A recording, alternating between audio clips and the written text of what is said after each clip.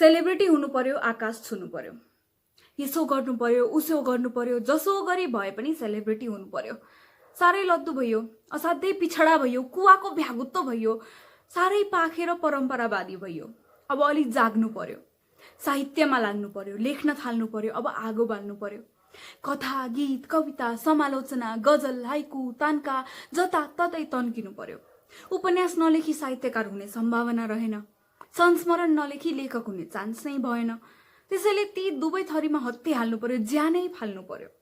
कहिले बुढो भइएला र आत्मकथा लेखाउला भन्ने कुरा चाहिँ हाललाई मनमै राख्नु पर्यो। केही कविता त लेखेको पनि हो, तर ती साह्रै सोझा भए, लाटा भए। मान्छेले पढ्छन्, पढिसक्दा बुझ्छन्, कुनै रहस्य नभएका, पाठक श्रोताले टाउकै दुखाउनु नपर्ने खालका नाङ्गा। त्यसैले अब खात वस्त्र बेरेका कविता उकल्नु पर्यो। बिम्ब र प्रतीकका खतरनाक गुजुल्टाहरूले कवितालाई गुटमुट्याउनु पर्यो। घामलाई अन्जुलीमा राखेर समुद्रलाई स्वाट्टै पिउनु पर्यो। एक मुठी आगोको लप्कामा पीडाले कठ्याङ्ग्रिएको मुटुलाई सेकाउनु पर्यो। आजीवन नकोरेको जोगीको कपाल जस्तो कवितामा बेसरी लट्टा पार्नु पर्यो। जस्तै नम्बर 1, जिन्दगीको पत्र पत्र, जिगी विशाको कालो चहक चहर्याएर आउँछ यत्र तत्र। नम्बर 2, मरेको लासले खसालेछ आँसु, होस् न हवास। नम्बर 3, प्रशान्त महासागरमा हाम फालेर आत्महत्या गर्यो सगरमाथाले, सगरमाथासँगै डुब्यो तिमीलाई पाउने मेरो सपना। देख्नुभयो कविता? लेख्न नजानेर नलेखेको हो र? जिन्दगीका पत्रहरूमा बेपत्ता भइरहन्न पाठकहरू। अब उच्चाहटको अर्थ र त्यसको चरचराहटको कल्पनाले चिटचिट पसिना निकालिरहन्न श्रोताहरू।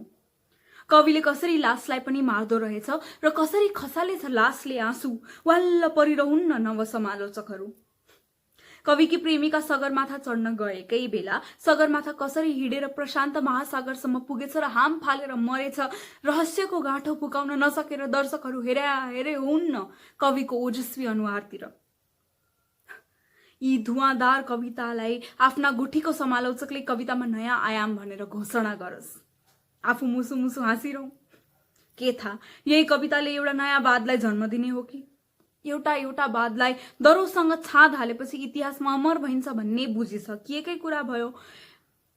एउटा नयाँ वादको खेसरा बनाउन थाल्नु पर्यो। अब संसारको सबैभन्दा राम्रो पुस्तक यही हो भनेर प्रमाणित गर्ने भूमिकाले 1/4 किताब भर्नु पर्यो। अरु 1/4 भागमा पुस्तकको प्रशंसा गरेका ज्ञात अज्ञात पाठकहरूका टिप्पणीले सजावट गर्नु पर्यो। किताब मात्रै लेखेर अब कुनै माइकालाल लेखक बन्दैन। ताता बहसहरू चलाउनु पर्यो, मिडियाहरूमा बेसकन प्रचार गर्नु पर्यो, एफएमहरूमा दगुर गर्नु पर्यो, पत्रकारहरूलाई खाजा खुवाउनु पर्यो। पुस्तकमा अडेस लागेर आफ्नो तस्विर सहित होर्डिङ बोर्डहरूले सहर सजाउनु पर्यो।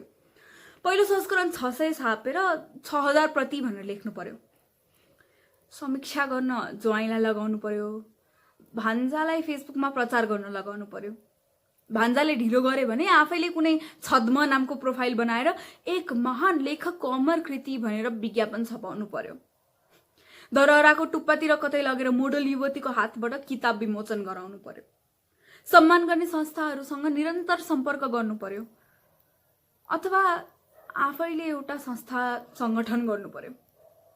श्रीमतीलाई अध्यक्ष बनाउनु पर्यो, सालीलाई कोषाध्यक्ष बनाउनु पर्यो, ज्वाइँ महासचिव भइहाल्छन्।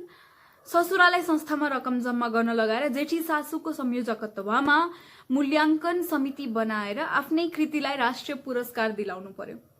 हुँदै नभएको फलानो इन्टरनेसनल नेपाली सोसाइटी भनेर अन्तर्राष्ट्रिय पुरस्कारै पड्काएको समाचार छपाए पनि कसैका पिताले कुनै प्रश्न गर्ने होइनन्। जसो भए पनि गर्नु पर्यो। डरलाग्दो लेखक बनेर नाम चलाउनु पर्यो। सेलिब्रिटी हुनु पर्यो। नेपालीमा लेख्न अंग्रेजी भाषाको छिपछिपे भए पनि ज्ञान राख्नु पर्यो। कम्तीमा अंग्रेजीका 50 शब्द कण्ठ पार्नु पर्यो। ठाउँ ठाउँमा तिनीहरूलाई घुसार्नु पर्यो।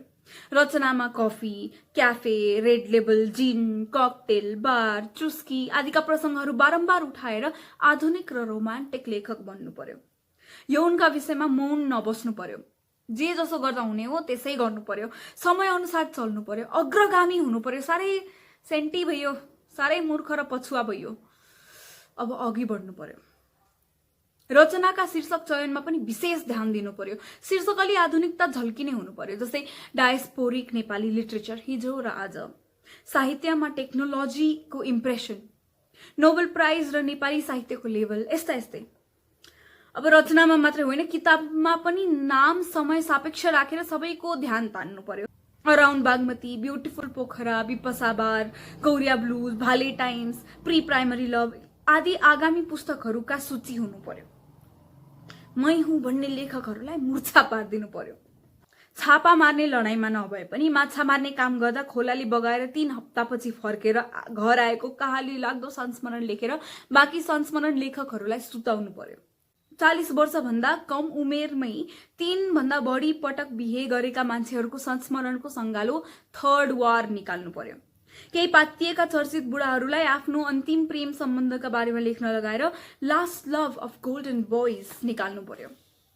प्रेमनाथे काल्पनिकै भए पनि सनसनीपूर्ण लेख है बुढा हो भन्नु पर्यो। अटम लभ वा स्प्रिङ बिलभड लेखेर पुस्तकको बजार तताएर धुवाँ उडाइदिनु पर्यो। बिक्री नभए पनि केही छैन, आफन्त र साथीभाइलाई बाँडेर सिध्याइदिनु पर्यो। बेस्ट सेलरको सूचीमा चढाइदिनु पर्यो। ठुलो साले ठुलै पत्रिकामा काम गर्छ, उसलाई भनेर पत्रिकामा अन्तर्वार्ता छपाउनु पर्यो। उसले सेलिब्रिटीहरूलाई सोध्ने प्रश्नहरू मलाई कण्ठै छन्, राम्रो तयारी गरेर जानु पर्यो। उसले तपाईँलाई कस्ता पुस्तक मन पराउनुहुन्छ भनेर सोध्नेछ।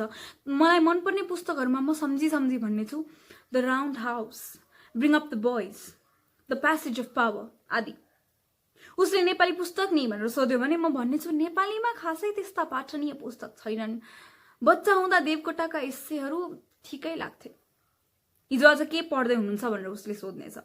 म the coldest night, defending Jacob, touch and go, private Berlin आदि नामहरू डायरी हेरेर फटाफट भन्नेछु। तपाईँको घरमा कति पुस्तक छन् भनेर पनि उसले सोध्नेछ। म होला नि त्यस्तै 15-20 हजार भनिदिनेछु। महिनामा पुस्तक खरिद गर्न कति खर्च गर्नुहुन्छ भनेर सोध्यो भने किन्नै पर्दैन, सबै उपहारबाटै प्राप्त भएका हुन् भनेर भनिदिनेछु। तपाईँलाई मनपर्ने साहित्यकार को हुन् भनेर सोध्ने प्रश्नको पनि मसँग मुखाग्र जवाब छ। ज्याक निकल्सन, अलेक्जेन्डर ग्राहम बेल, हेनरी फोल्ड आदि। पत्रकार सालुले भन्न सक्छ अलेक्जेन्डर ग्राहम बेल त वैज्ञानिक होइनन् र? अफ द रेकर्डमा म उसलाई नकरा साला भन्नेछु। नयाँ पुस्तालाई के पढ्ने सल्लाह दिनुहुन्छ भनेर पनि उसले सोध्नेछ। म कर्णाली ब्लुज, सकस, लु, सुम्निमा, सेतो धरती, झोला, सुकरातका पाइला, जुनकिरीको सङ्गीत, सिरिजको फूल, डापी, विशेनगरचीको बयान, जय बुढी इत्यादि पुस्तकहरूको नाम मरि गए लिने छैन। भनिदिनेछु someone to love, walking disaster, a week in winter, Anna and the French kiss, looking for Alaska आदि।